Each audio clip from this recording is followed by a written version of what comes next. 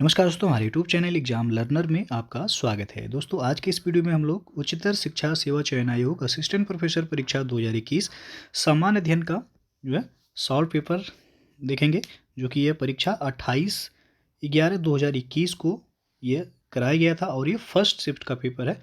2 paper हुए थे, एक फर्स्ट शिफ्ट और एक सेकंड शिफ्ट में। तो 28 तारीख को जो पेपर हुआ था, ये फर्स्ट शिफ्ट का जो है पेपर है, जिसमें जीएस के कुल 23 क्वेश्चन जो है, आपको पता होगा कि जो कॉमन क्वेश्चन होता है जीएस का 30 क्वेश्चन करना होता है, बाकी सब्जेक्ट का होता है। तो ये आपका जीएस का पेपर है। तो आइए जो है देखते हैं। जो पहला प्रश्न पूछा गया था जीएस में, किस राज्य सरकार ने अंकुर योजना का शुभारंभ किया था? तो इसका जो सही आंसर होगा यहाँ पे ए ऑप्शन सही होगा। मध्य प्रदेश राज्य सरकार के द्वारा अंकुर योजना की शुरुआत की गई थी। दूसरा प्रश्न पूछा गया था कि द विनिंग सिक्सर पुस्तक के लेखक निम्नलिखित में से कौन है? तो इसके लेखक हैं W.V. रमन। यहाँ पे सी ऑप्शन सही हो जाएगा। तीसरा प्रश्न है कि सांख्यिकी में व्यक्ति की आयु एक उदाहरण है किसका? तो यह उदाहरण है सतत चर का। यहाँ पे जो है ए ऑप्शन सही हो जाएगा। और चौथा जो प्रश्न है कि यदि प्रसरण 4 हो तो मानक विचलन कितना होगा?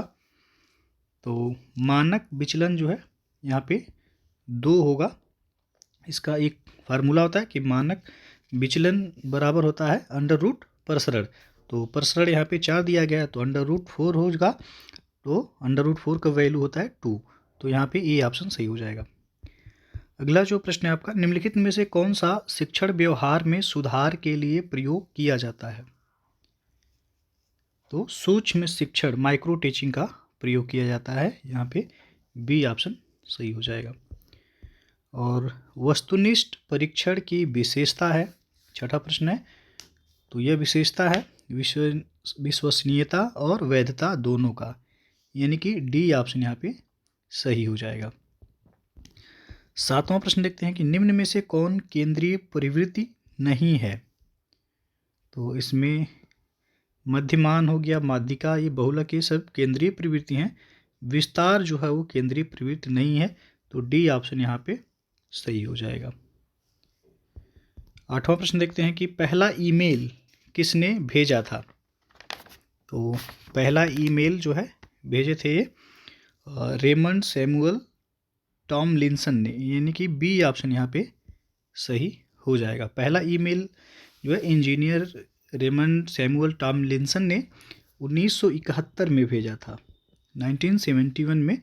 और टिम बर्नर्स ली जो है, यहाँ से भी प्रश्न पूछा जाता है। इन्होंने WWW यानी कि वर्ल्ड वाइड वेब का जो है खोज किया था, यानी कि आविष्कार किया था। तो ये भी ध्यान रखिएगा। नेक्स्ट क्वेश्चन पूछा गया था कि जंक ईमेल को निम्नलिखित में से किस एक को भी कहा जाता है? तो जंक ईमेल जो है ये स्पैम को कहा जाता है। यहाँ पे ए ऑप्शन सही हो जाएगा। अगला क्वेश्चन है कि एक डिस्क को ट्रैक एवं सेक्टर में बांटने की प्रक्रिया क्या कहलाती है? तो यह कहलाता है फॉर्मेटिंग, यानी कि बी ऑप्शन यहाँ पे सही हो जाएगा। और अगला प्रश्न है कंप्यूटर हार्ड डिस्क का आविष्कार निम्नलिखित में से किसने किया था? तो हार्ड डिस्क का आविष्कार रेनॉल्ड बी जॉनसन ने किया था। ये ऑप्शन यहाँ पे सही हो जाएगा। और गूगल स्कॉलर यहाँ पे दिया गया है, गूगल स्कॉलर है। तो गूगल स्कॉलर जो है यहाँ पे इस वाले क्वेश्चन को आयोग जो है स्टार जो है माना है, यानी कि इसे बाहर किया था। तो गूगल स्कॉलर एक जो है ये सर्च इंजन है। तो यहाँ पे कोई भी ऑप्शन जो है सही नहीं है, इसलिए यहाँ पे स्टार आयोग ने इस क्वेश्चन को लगाया था। तो याद रखिएगा, गूगल स्कॉलर क्या है? एक सर्च इंजन, यदि ऑप्शन में रहेगा तो सही हो जाएगा। अगला प्रश्न है आपका, निम्नलिखित में से किसने कहा था कि पर्यावरण मेरे अलावा सब कुछ है? तो ये कथन कहा गया था आइंस्टीन के द्वारा। यहाँ पे सी ऑप्शन सही हो जाएगा। पर्यावरण मेरे अलावा सब कुछ है, यह कथन आइंस्टीन ने कहा था। चिपको आंदोलन किसने प्रारंभ किया था? तो चिपको आंदोलन की शुरुआत जो हुई थी वह सुंदरलाल बहुगुणा के नेतृत्व में, यानी कि डी ऑप्शन यहाँ पे सही हो जाएगा। और ये कहाँ शुरुआत हुआ था, तो उत्तराखंड में यह आंदोलन शुरू हुआ था। और इस आंदोलन का नाम जो है चिपको इसलिए पड़ा क्योंकि वहाँ पे जो महिलाएं थी वो पेड़ों से चिपक के उनको जो है कटने देने से रोकी थी। तो नाम इसलिए पड़ा चिपको आंदोलन, सुंदरलाल बहुगुणा के नेतृत्व में आंदोलन हुआ था। निम्नलिखित में से कौन एक जनसंख्या का लक्षण नहीं है, तो यहाँ पे आपका डी ऑप्शन सही होगा, स्तर विन्यास, डी विकल्प सही हो जाएगा। लिंगानुपात हो गया, और जन्म दर और मृत्यु दर ये जनसंख्या के ही जो है लक्षण है, जबकि स्तर विन्यास जो है जनसंख्या से संबंधित नहीं है, ये सामाजिक स्तरीकरण से संबंधित है। तो यहाँ पे डी ऑप्शन सही हो जाएगा। निम्न में से कौन सा देश तांबा खनिज संसाधन से वंचित है, तो यह है पुर्तगाल, यहाँ पे डी ऑप्शन सही हो जाएगा। यूरोपीय देश है पुर्तगाल, तांबा खनिज संसाधन से यह वंचित है। और यही कारण है कि यहाँ पर जो है जो तांबा उद्योग स्थापित है वह बड़े पैमाने पर तांबा खनिज और अन्य देशों से ये आयात करते हैं। तो यहाँ पे डी विकल्प सही होगा, पुर्तगाल। वायुमंडल की मध्यमंडल परत धरती सतह से किस ऊंचाई तक फैली है। वायुमंडल में जो मध्यमंडल परत है पूछा गया हुआ, धरती सतह से किस ऊंचाई तक यह फैला हुआ है। तो यहाँ पे ये ऑप्शन सही होगा, मध्यमंडल का विस्तार जो है वह 50 किलोमीटर से लेकर के 85 किलोमीटर के बीच में है।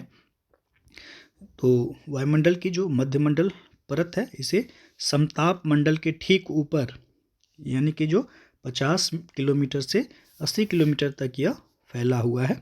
और वायुमंडल की इस परत में ऊंचाई के साथ साथ तापमान में कमी होने लगती है।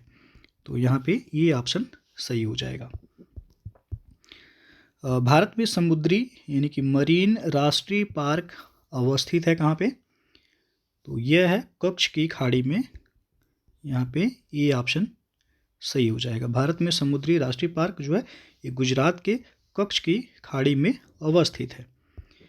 अगला प्रश्न है कि प्रसिद्ध सित्तत वासल की गुफाएं निम्नलिखित में से किस राज्य में अवस्थित हैं, तो यह गुफा जो है तमिलनाडु में है, यहाँ पे डी ऑप्शन सही हो जाएगा। और अगला जो प्रश्न है आपका, सम्राट समुद्रगुप्त के काल में निम्नांकित में से कौन कांचीपुरम का शासक था, तो यहाँ पे जो ऑप्शन सही होगा डी ऑप्शन विष्णुगुप्त। गुप्त वंश के चौथे शासक एवं चंद्रगुप्त प्रथम का उत्तराधिकारी समुद्रगुप्त था, जिसके विषय में प्रयाग प्रशस्ति जो है महत्वपूर्ण स्रोत है। और यहाँ पे जो पूछा गया है कि कांचीपुरम का शासक उस समय कौन था, तो विष्णुगुप्त था। यहाँ पे डी ऑप्शन बिल्कुल सही हो जाएगा। और अगला प्रश्न है साइलेंट वैली। साइलेंट वैली एक सदाबहार उष्णकटिबंधीय वन निम्नलिखित राज्यों में से किसमें स्थित है। काफ़ी ये फेमस क्वेश्चन है साइलेंट वैली, यहाँ से प्रश्न जो हमेशा पूछा जाता है। तो इसका जो सही ऑप्शन होगा डी विकल्प, केरल में है यह साइलेंट वैली, जिसे शांत घाटी के नाम से जाना जाता है। यह केरल राज्य के पलक्कड़ जिले में जो है स्थित है। और यहाँ पर जो है सदाबहार उष्णकटिबंधीय वनों का विस्तार पाया जाता है, जिसके कारण यह क्षेत्र भारत के उच्च जैव विविधता वाले क्षेत्रों में यह प्रमुख स्थान भी रखता है। तो यहाँ पे डी ऑप्शन ध्यान रखिएगा, केरल में है यह। और मुगल शासक शाह आलम द्वारा अरसलान ए जंग की उपाधि किसको दी गई थी, तो यह उपाधि दी गई थी एंटोनी पोलियर को, यानी कि यहाँ पे सी ऑप्शन सही हो जाएगा। मुगल शासक शाह आलम ने जो एंटोनी पोलियर को अरसलान ए जंग, यानी कि इसे युद्ध का शेर बोला जाता है हिंदी में, तो इसकी उपाधि इसने दिया थी। और शाह आलम का जो मूल नाम था, शाह आलम का मूल नाम जो था वह था अली गौहर। तो यहाँ पे पूछा गया है शाह आलम ने अरसलान ए जंग की उपाधि किसको दी थी, एंटोनी पोलियर को। अगला प्रश्न यहाँ पे मिलान करने के लिए दिया गया है। सूची 1 को सूची 2 से मिलान करना है और कोड के माध्यम से आपको आंसर का चयन करना है। तो जूट के लिए जो प्रसिद्ध राज्य है वो है पश्चिम बंगाल, यानी कि ए का तीसरा होगा। चाय के लिए असम प्रसिद्ध है, तो बी का हो जाएगा पहला। रबड़ के लिए केरल, सी का हो जाएगा दूसरा। और गन्ना के लिए उत्तर प्रदेश, डी का हो जाएगा चौथा। 3 1 2 4, तो 3 1 2 4 यानी कि ये ऑप्शन यहाँ पे आप देख सकते हैं सही हो जाएगा। अगला क्वेश्चन है कि भारत में निम्नलिखित में से कौन सा एक संवैधानिक निकाय है। तो संवैधानिक निकाय आपसे पूछा गया है, इसमें कौन सा सही ऑप्शन होगा। इसका सही विकल्प होगा यहाँ पे आप देख सकते हैं भारत निर्वाचन आयोग। तो भारत निर्वाचन आयोग का देखा जाए भारत के संविधान में वर्णन तो आर्टिकल 324 यानी कि अनुच्छेद 324 में इसका उपबंध जो है मिलता है। बाकी केंद्रीय सूचना आयोग हो गया और भारतीय रिजर्व बैंक हो गया और यूजीसी यानी कि विश्वविद्यालय अनुदान आयोग, तो इसका जो है भारत के संविधान में कहीं भी किसी भी अनुच्छेद में इसका विवरण आपको देखने को नहीं मिलेगा। लेकिन जो भारत निर्वाचन आयोग है वह अनुच्छेद 324 में इसका वर्णन किया गया। ये संवैधानिक निकाय है। संवैधानिक निकाय से आशा होता है कि जिसका संविधान में उल्लेख हो, तो बी ऑप्शन यहाँ पे सही हो जाएगा। 25वां प्रश्न देखते हैं कि हमारी सामाजिक संस्कृति की गौरवशाली परंपरा का महत्व समझना और उसका परिरक्षण करना भारत के संविधान के किस भाग का एक हिस्सा है। तो यहाँ पे ऑप्शन है कि ये संविधान की प्रस्तावना का हिस्सा है, मूल अधिकारों का हिस्सा है, या राज्य के नीति निर्देशक तत्वों का, या मूल कर्तव्यों का।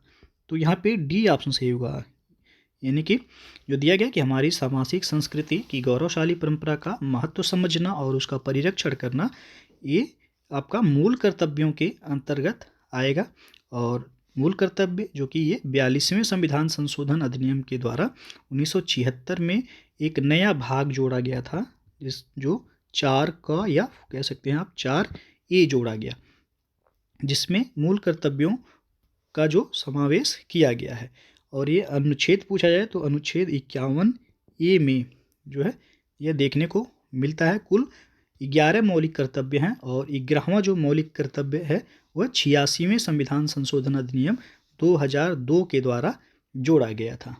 तो जो कि 11वां जो मूल कर्तव्य है वह माता पिता या संरक्षक का कर्तव्य है कि 6 से 14 वर्ष तक के बच्चों को जो निःशुल्क शिक्षा का है अधिकार वो दिया गया है उसमें।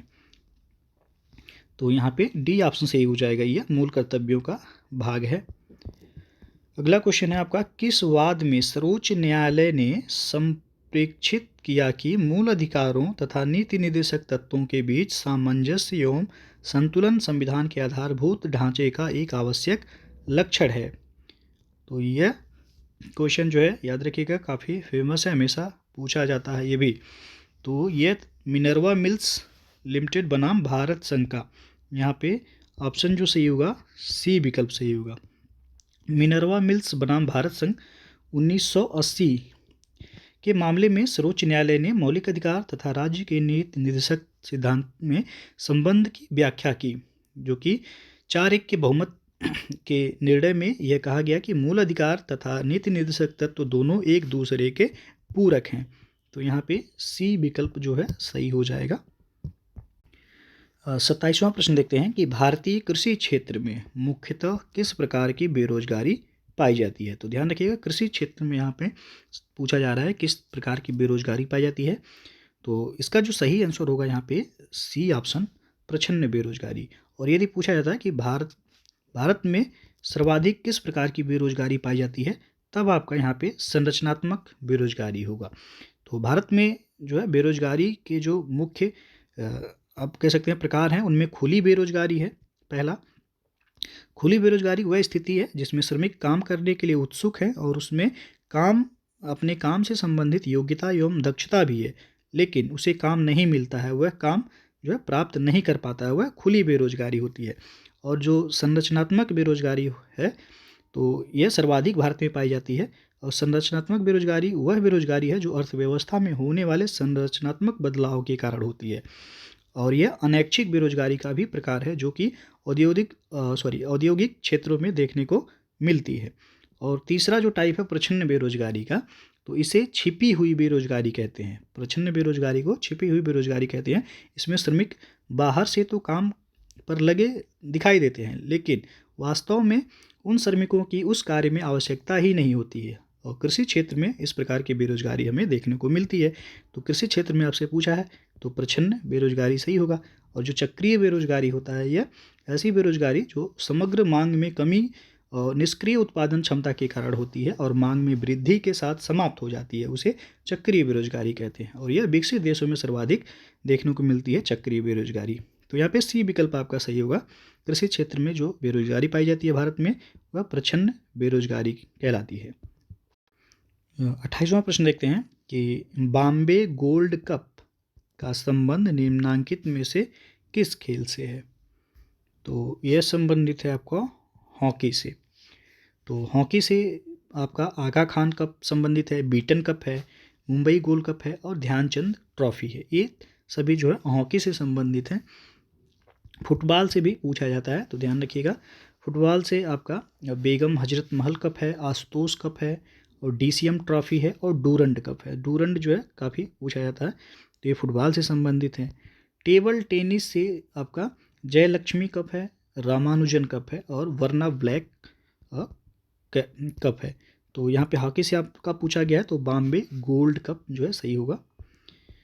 अगला क्वेश्चन देखते हैं कि पित्ताशय में उपस्थित पथरी निम्नलिखित में किसका पाचन प्रभावित करती है। तो यह वसा का पाचन प्रभावित करती है। यहाँ पे बी ऑप्शन सही हो जाएगा। और अगला और ये अंतिम प्रश्न है आपका, समृद्धि एक्सप्रेसवे किससे संबंधित है।